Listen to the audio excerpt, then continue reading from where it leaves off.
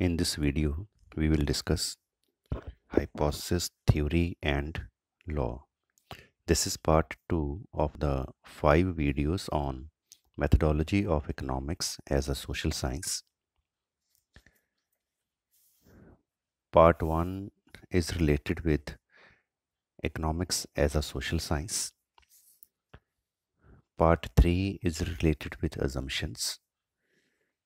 Part 4 explains positive and normative economics.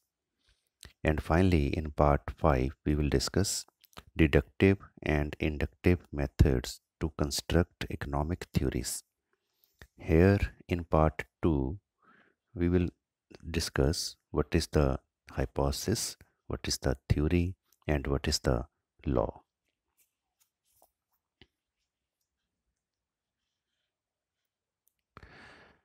Now, what is hypothesis? A hypothesis is an if-then proposition, usually constructed from a causal observation of a real world event which represents a tentative and yet untested explanation of the event. Hypothesis क्या है? Hypothesis है एक if then statement कि अगर ऐसा होगा तो ऐसा होगा और इस कारण से ये अफेक्ट पड़ेगा. बट अभी हमने इस स्टेटमेंट को टेस्ट नहीं किया. तो टेस्ट करने से पहले जो हम जनरल कॉज एंड इफेक्ट का स्टेटमेंट बनाएं उसको कहते हैं hypothesis. For example, the general hypothesis relating the quantity supplied of any commodity to its price can be stated as follows. Supply का एंड प्राइस का जो रिलेशन है उसका हम क्या हाइपोथेसिस बना सकते हैं? If the price of a commodity rises then more of it will be supplied. Ceteris paribus, other things remaining same. ये पॉजिटिव रिलेशन है प्राइस एंड सप्लाई के बीच में कि अगर किसी कमोडिटी की प्राइस बढ़ेगी तो उसकी सप्लाई बढ़ जाएगी. तो ये हमने सपोज एक हाइपोथेसिस बनाया. लॉ ऑफ सप्लाई मान लो अभी नहीं बना, तो या आप ऐसे सोचो कि जो लॉ ऑफ सप्लाई बना होगा वो कैसे बना होगा. पहले एक हाइपोथेसिस बना कि there is a positive relation between price of a commodity and its supply. So this is the hypothesis. जब अभी हमने इसको टेस्ट नहीं किया, सिर्फ एक स्टेटमेंट बनाया कि अगर प्राइस इंक्रीज होगी देन सप्लाई इंक्रीज हो जाएगी. So this is a if then statement. Now what is theory?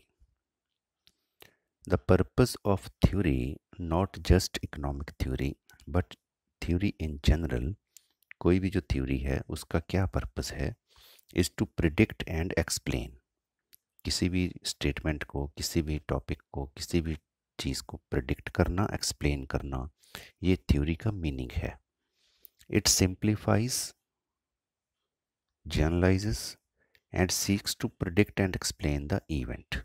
कोई भी जो थ्योरी है वो किसी भी इवेंट को, किसी भी काम को, किसी भी रिलेशनशिप को सिंप्लीफाई करती है, जनरलाइज करती है और एक्सप्लेन करती है. A theory is a hypothesis that has been successfully tested. जब हम मार्केट में इसको टेस्ट कर लें तो वो बन जाएगी थ्योरी. जैसे ये हाइपोथेसिस है कि प्राइस बढ़ने से सप्लाई बढ़ जाएगी. तो अब अगर हम मार्केट में देखें कि कोई भी चीज़, मान लो एक्स कमोडिटी, जब एक्स कमोडिटी की प्राइस बढ़ी तो क्या उसकी सप्लाई बढ़ी? फिर हम देखें वाई कमोडिटी, जब वाई कमोडिटी की प्राइस बढ़ी तो क्या उसकी सप्लाई बढ़ी? ऐसे ही बाकी कमोडिटीज़ को भी देखें, एक सिटी में देखें, दूसरी सिटी में देखें, दूसरी कंट्री में देखें, हर टाइम पीरियड पे देखें. तो ये हम क्या कर रहे हैं? हम अपने हाइपोथेसिस को टेस्ट कर रहे हैं. तो अगर ये सक्सेसफुली टेस्टेड हो जाए सक्सेसफुली टेस्ट मीन्स अगर प्राइस एंड सप्लाई के बीच में पॉजिटिव रिलेशन प्रूव हो जाए, then this hypothesis will become theory. A hypothesis is tested not by the realism of its assumptions, but by its ability to predict accurately and explain. किसी भी hypothesis को जब हम टेस्ट करते हैं तो कुछ अजम्पशंस लेते हैं. जैसे यहाँ पे हमने अजम्पशन ली ceteris paribus. Ceteris paribus means other things remaining same, जैसे price of the related good या price of the inputs, technology, ये चीज़ें मान लो हमने सप्लाई के केस में कांस्टेंट मान ली. तो ये जो हम अजम्पशंस लेते हैं ये रियल हों, मीन्स रियल वर्ल्ड में ये अप्लाई होती हों या ना होती हों. अगर मान लो ये रियल वर्ल्ड में अजम्पशन अप्लाई नहीं होती तो हम ये नहीं बोल सकते कि थ्योरी रॉन्ग है. थ्योरी अपनी अजम्पशंस के बेस पर अगर किसी इवेंट को एक्सप्लेन कर रही है, इट मीन्स वो थ्योरी ठीक है, ओके है. तो यही हमने लिखा कि जब हम किसी हाइपोथेसिस को टेस्ट करते हैं तो हम ये नहीं देखते कि उसकी अजम्पशंस रियल हैं या नहीं. हम ये देखते हैं कि on the basis of given assumptions क्या ये हाइपोथेसिस थ्योरी के लिए टेस्ट हो पा रहा है या नहीं. उस बेस पे हम देखते हैं कि क्या ये हाइपोथेसिस सक्सेस है या फेल है. And also by showing that the outcome follows logically and directly from the assumptions. तो जो हाइपोथेसिस है अपने गिवन assumptions के बेस पर टेस्ट किया जा सकता हो और उससे हम लॉजिकली कंक्लूजन ड्रॉ कर सकते हो. A theory implies that some successful tests of the corresponding hypothesis have already been undertaken. तो जब हम हाइपोथेसिस को टेस्ट कर लेंगे फिर वो थ्योरी बन जाएगी. इट मीन्स अगर हम कोई भी थ्योरी देखें, इट मीन्स वो थ्योरी के हाइपोथेसिस को सक्सेसफुली टेस्ट किया जा चुका है पहले ही, तो ही ये थ्योरी बनी. Thus, a theory implies a greater likelihood of truth than hypothesis. It means जो थ्योरी है वो हाइपोथेसिस से थोड़ी ज़्यादा एक्यूरेट है, रियल है. The greater the number of successful tests, अब जितने ही टेस्ट हम थ्योरी के ऊपर कर लेंगे, the greater the degree of confidence we have in the theory. जैसे मैंने आपको बताया कि एक्स कमोडिटी की प्राइस बढ़ने से हम चेक कर लेंगे कि क्या उसकी सप्लाई इंक्रीज़ हुई. वाई कमोडिटी के लिए चेक कर लेंगे, और कमोडिटीज़ के लिए चेक कर लेंगे, और सिटीज़ में चेक कर लेंगे, और टाइम पीरियड पे चेक कर लेंगे, और कंट्रीज़ में चेक कर लेंगे.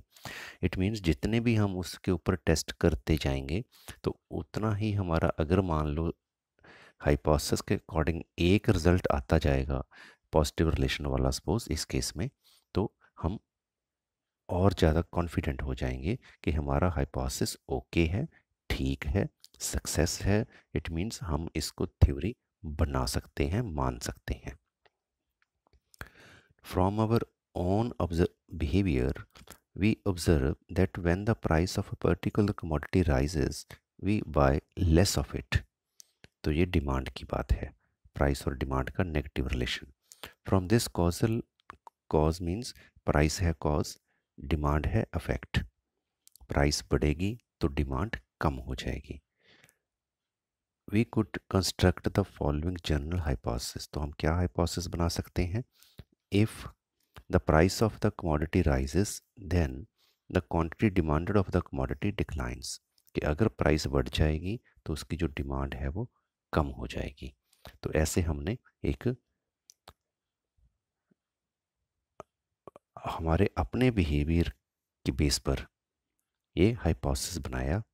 फिर हम इस हाइपोथेसिस को टेस्ट करेंगे और अगर ये टेस्ट हो गया सही कि लोग भी ऐसे कर रहे हैं, इट मीन्स फिर हम इसको थ्योरी बना लेंगे.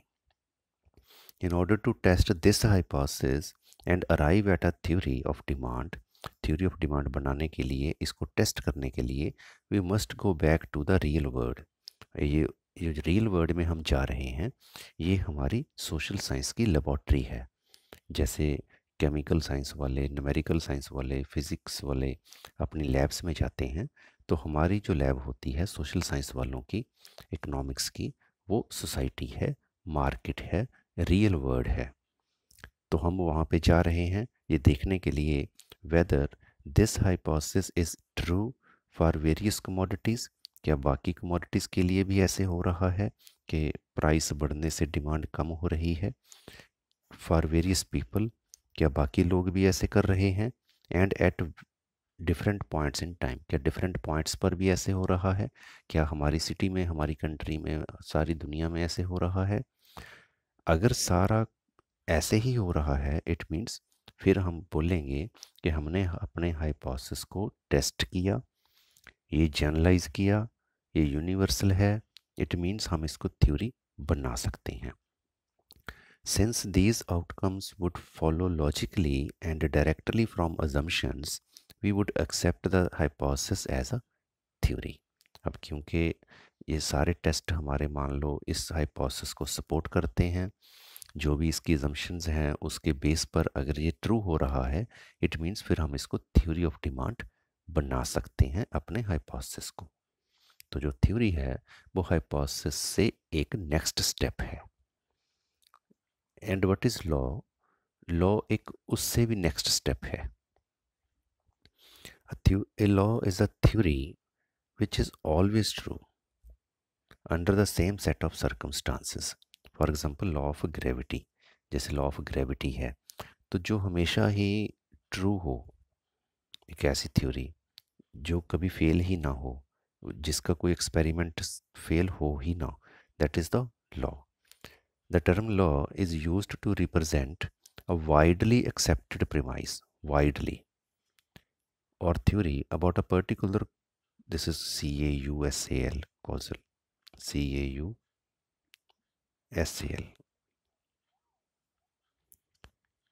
relationship. It is more widely accepted than a theory.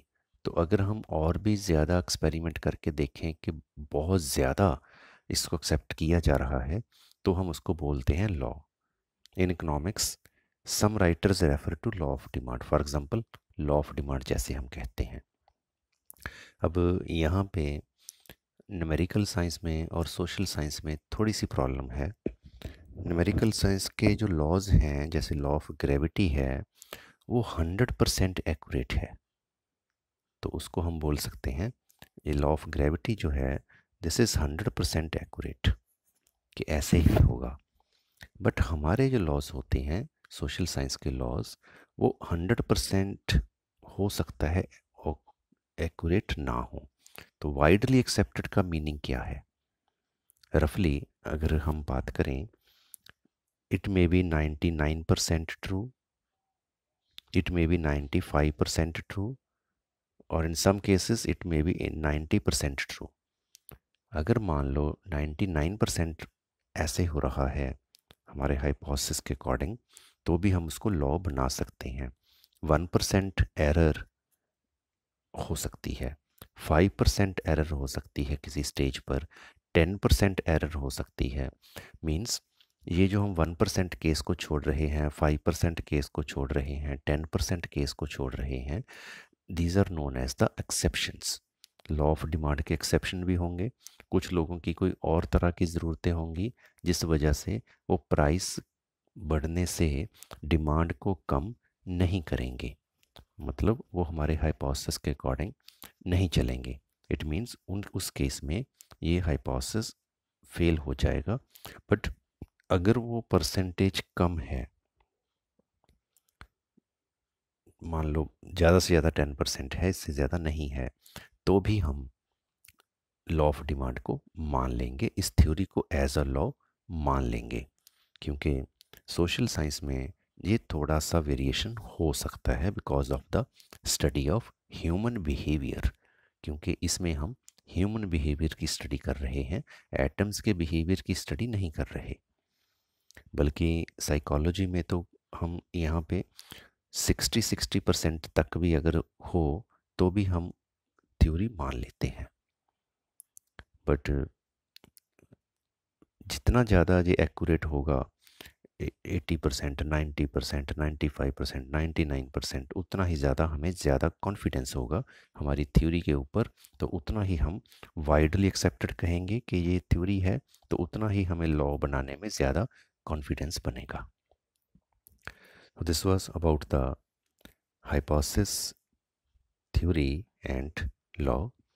For economics as a social science, for assumptions, for positive and normative economics, for deductive and inductive methods, must watch other parts of this video. Thank you. Thanks for watching this video.